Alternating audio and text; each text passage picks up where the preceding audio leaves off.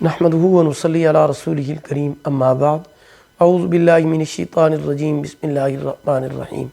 मोहतरम सामीईन किराम अस्सलामु अलैकुम व रहमतुल्लाहि व बरकातुहू। आज हम बात करेंगे ख्वाब में फल देखने और उसको खाने के हवाले से। इसकी मुख्तलिफ़ सूरतें हैं और उनकी मुख्तलिफ़ ताबीरें हैं। ख्वाब में फल देखना शादी और खुशी की अलामत है। ख्वाब में मीठा फल खाना खूबसूरत, अक्लमंद और खुशकिस्मत औलाद पैदा होने की दलील है। ख्वाब में ख़राब या कड़वा या खट्टा फल खाना नुकसान होने की अलामत है और औलाद बदमिजाज पैदा होने की दलील है। ख्वाब में खुश्क फल देखना रिज़्क में बरकत की अलामत है। ख्वाब में फलदार